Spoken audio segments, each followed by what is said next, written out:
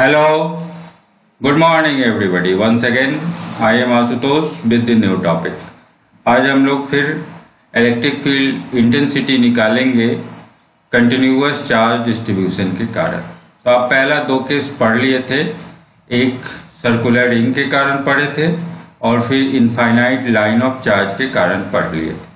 आज हम लोग देख रहे हैं यूनिफॉर्मली चार्ज डिस्क अगर है तो उसके कारण हम लोग कैसे निकालेंगे। ठीक है, तो मान लेते हैं एक यहाँ पे हम डिस्क बनाते हैं। ये सीडी जो हम लोग यूज करते हैं ये सीडी के शेप का हो गया।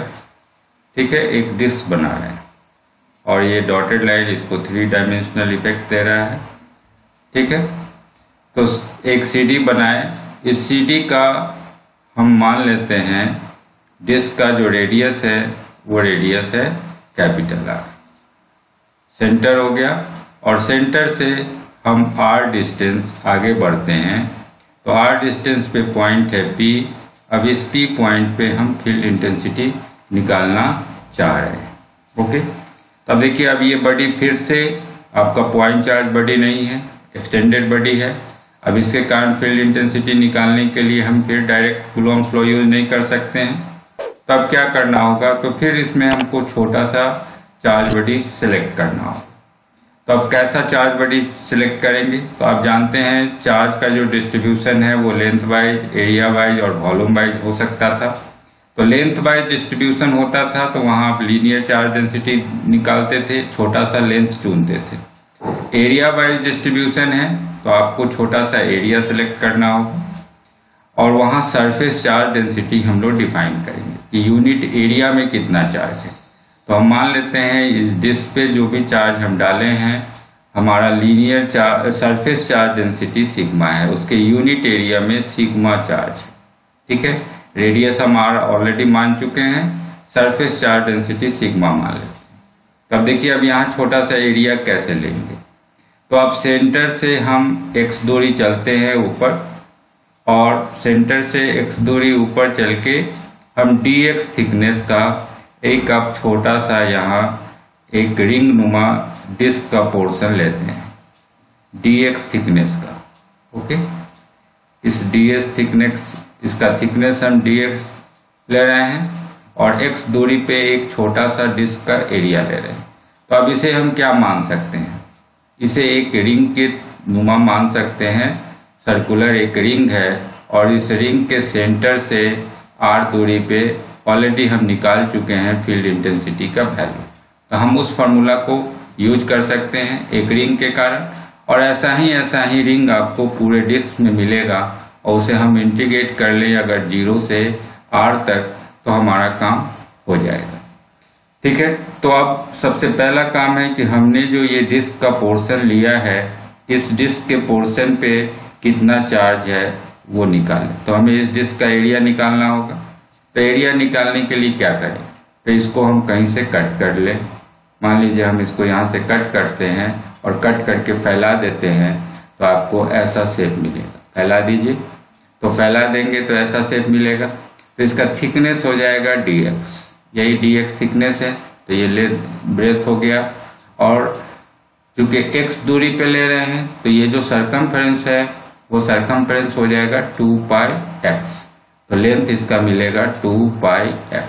ओके, तो लेंथ हो गया 2πx और ब्रेथ हो गया dx, तो इसका एरिया हो जाएगा 2πx dx। इस जो आप जिसका छोटा सा पोर्शन ले रहे हैं उसका एरिया निकल गया 2πx dx। ओके, अब इतने एरिया पे कितना चार्ज है, तो इसका चार्ज निकालने के लिए आपके पास सरफेस चार्ज डेंसिटी सिग्मा दिया हुआ है। तो हम अगर इसमें सिग्मा से गुना कर लें तो इस डिस्क पे आपका कितना चार्ज है ये निकल जाएगा। ओके, तो इसी कंसेप्ट को यूज करेंगे। अब इस डिस्क को हम एक पॉइंट चार्ज बॉडी मान सकते हैं और उसके कारण यहाँ पे फील्ड इंटेंसिटी निकाल सकते हैं। तो हम इसी कंसेप्ट को यूज करके आगे बढ़ें।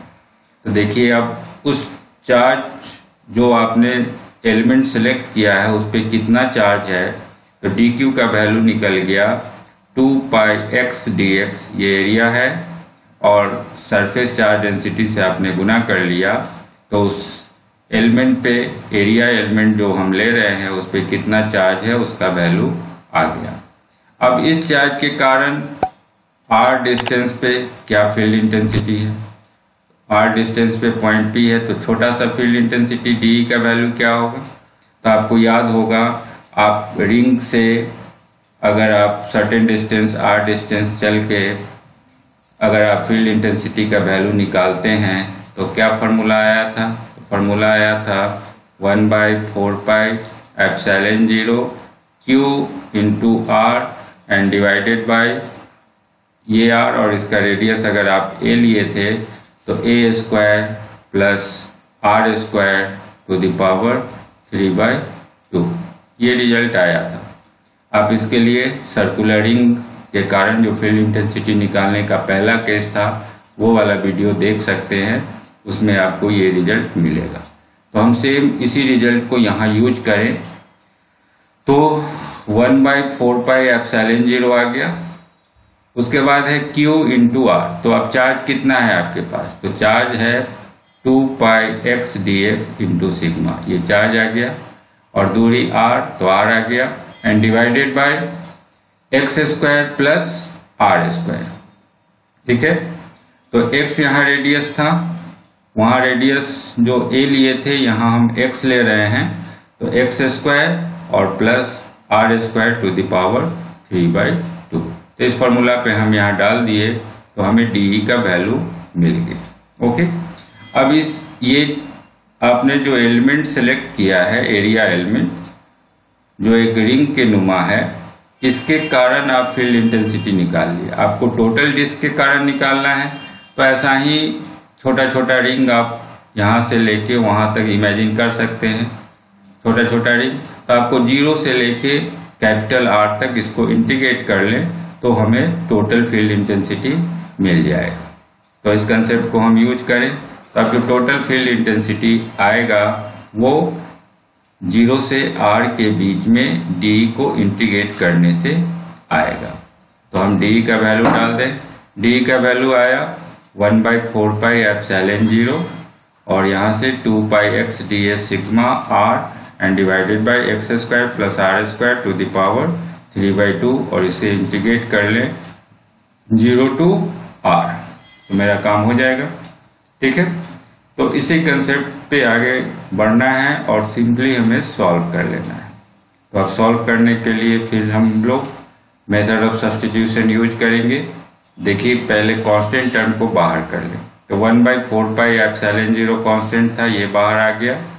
यहाँ से 2π कांस्टेंट है, सिग्मा भी कांस्टेंट है और r भी कांस्टेंट है, ये सब नहीं बदलेगा।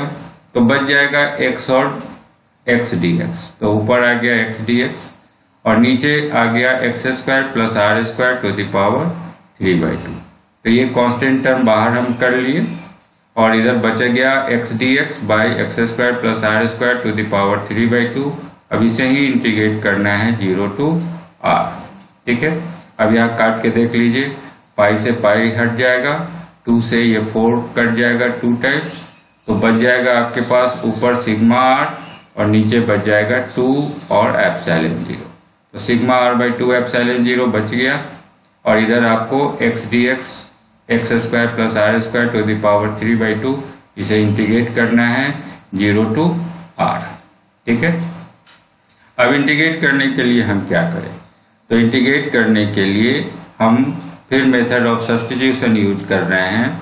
अब x² प्लस r² को हम मान लिए कि ये z² के बराबर है, नीचे का जो टर्म है x² plus r² is equal to z²। अब इस इक्वेशन को हम डिफ्रेंशिएट करें तो x² का डिफ्रेंशिएशन आ जाएगा 2x dx, r² चूंकि r कांस्टेंट है तो इसका डिफ्रेंशिएशन खत्म हो जाएगा, और ये आ जाएगा z² का 2z dz, तो 2 से 2 कट गया, तो x dx is equal to z dz आ जाएगा। और नीचे जो x² plus r² to the power 3/2 है, तो x² प्लस r² को हम z² माने हैं, तो z² का पावर 3/2 हो जाएगा, और 2 से 2 पावर चला गया तो z का पावर क्यूब बच जाएगा। तो अब आप सब्स्टिट्यूट कर चुके हैं, x dx के जगह पे z dz डाल दें तो एक्स डी एक्स के जगह पे जेड डी जेड डाल दिए, और नीचे x square plus r square to the power 3/2 है, इसके जगह पे जेड क्यूब डाल दिए। तो अब आपका फॉर्म बन गया Z D Z by Z cube. अब 0 से r आपको इंटीग्रेट करना है, और इधर आपका ऑलरेडी सिग्मा r बाई 2ε0 जो कांस्टेंट टर्म है वो है ही।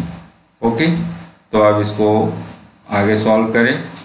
तो जेड बाई जेड क्यूब है, तो जेड से जेड हम एक काट लेंगे तो बच जाएगा नीचे जेड स्क्वायर, और उस जेड स्क्वायर को ऊपर ले जाएंगे तो जेड का पावर हो जाएगा -2। ओके, तो अब बच गया आपके पास सिग्मा r बाई 2ε0 बाहर, और इधर जेड का पावर -2। इसको इंटीग्रेट कर लेना है 0 to r। अब आप पढ़े होंगे integration x n d x. X n d x क्या होता है फॉर्मूला, तो आप जानते हैं ये होता है xn+1 डिवाइडेड बाय n+1। तो अब यहाँ डाल दीजिए, जेड का पावर -2 है तो -2 + 1 एंड डिवाइडेड बाय -2 + 1। तो -2 + 1 -1 होगा, तो माइनस साइन आ गया, और ऊपर भी -1 होगा तो जेड का पावर -1, उसको नीचे ले आए तो जेड का पावर 1 हो जाएगा, तो -1/z आपको रिजल्ट मिल जाएगा। ओके, अब इसको इंटीग्रेट करना है 0 to r। तो पहले अपर वैल्यू डालेंगे और फिर लोअर वैल्यू डालेंगे। चलिए, तो अब आप जेड का वैल्यू डालिए। जेड क्या था आपका, तो जेड आप x² प्लस r² का वैल्यू लिए थे z²। देख लीजिए ऊपर आप यहाँ माने थे x² प्लस r² = z², तो जेड हो जाएगा √x² प्लस r²। तो हम जेड का वैल्यू वहाँ डाल दें, तो जेड का वैल्यू डाल दिए तो क्या आ गया आपके पास, रिजल्ट आ गया -1/, जेड का वैल्यू डाल दिए √x² plus r²। x² plus r² आ गया। अब इसको इंटीग्रेट करना है 0 to R। ठीक है, तो पहले आप अपर वैल्यू डालें और फिर लोअर वैल्यू डालें। तो अपर वैल्यू डालिए, तो इधर तो आपका कांस्टेंट टर्म है ही सिग्मा r बाई 2ε0 -1/, अब डालिए x के जगह आप पहले कैपिटल R डालेंगे तो r² प्लस r² डाले आ गया, माइनस साइन लगाए, फिर अब आपको x के जगह 0 डालना है तो 0 का स्क्वायर प्लस r² आ गया। अब इस दोनों को आप घटा लीजिए, तो दोनों लोअर वैल्यू और अपर वैल्यू हम लोग डाल चुके हैं। अब सॉल्व कर लें आगे। तो लेफ्ट इधर तो आपको सिग्मा r बाई 2ε0 बच जाएगा, यहाँ -1/r² प्लस स्मॉल r² ये हो गया, और ये माइनस माइनस प्लस हो गया, 0 खत्म हो गया, 1/√r² है तो 1/r बच जाएगा आपके पास। तो अब रिजल्ट आ गया 1/r और -1/√r² प्लस r²। यहाँ तक रिजल्ट आ गया। अब हम लोग फिर आगे बढ़ें और आगे बढ़ के देखें क्या इसे लिखा जा सकता है। तो इसे आप लिख सकते हैं, यहाँ हम r/r जो टर्म था इसको 1 बना दिए, इस r को इधर भीतर ले आए, इस r को भीतर ले आएंगे तो r/r 1 हो गया और यहाँ r आ जाएगा, तो sigma by 2ε0 into 1 minus r by √r² plus r²। Now this is your final result due to a circular disc. तो ये डिस्क के कारण r डिस्टेंस पे आपको इलेक्ट्रिक फील्ड इंटेंसिटी का वैल्यू मिल चुका है। ठीक है, अब इसमें हम कुछ स्पेशल केस देखें कि अगर हम लोग पहला केस ले रहे हैं कि if r is very very greater than small r। ये कैपिटल R क्या था, तो कैपिटल R आपका जो डिस्क है, डिस्क का आप रेडियस लिए थे। ठीक है, तो ये रेडियस अगर बहुत सेंटर से r डिस्टेंस पे आप पॉइंट P लिए थे ना, तो r का वैल्यू बहुत ज़्यादा बढ़ा ले, मतलब ये डिस्क बहुत बड़े बड़े शेप का होता चला जाए। ठीक है, r बहुत ज़्यादा हो इस दूरी की तुलना में, तब क्या हम करेंगे। तो आप इस स्पेशल केस को सीखें।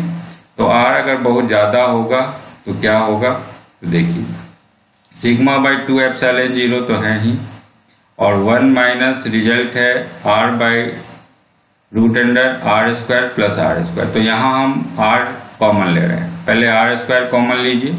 तो आर स्क्वायर कॉमन लीजिएगा यहाँ, तो क्या बच जाएगा, तो यहाँ 1 बच जाएगा, यहाँ r square by r square बचेगा। तो 1 plus r square by r square, और जो कॉमन लिया उसको बाहर कर लिए तो स्क्वायर हट गया तो आर बच गया। तो आर से आर काट लीजिए, तो ये बच जाएगा 1 minus 1 by root under 1 plus r square by r square बचेगा। अब इस यहाँ पे आप कंडीशन को लगाइए।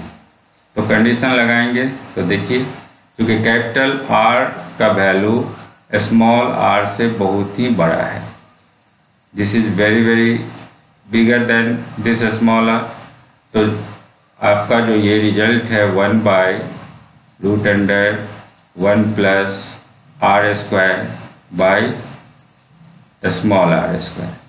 अब अगर ये टर्म बहुत ज़्यादा होता जाएगा, ठीक है, धीरे धीरे बढ़ता जाए, तो डिनोमिनेटर का वैल्यू बढ़ता जाएगा, तो 1 बाई डिनोमिनेटर ये आपका वैल्यू 0 की ओर अप्रोच करता चला जाएगा, ठीक है।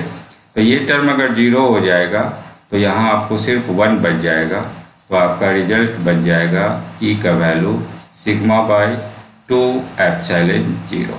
ओके, तो this is your special case.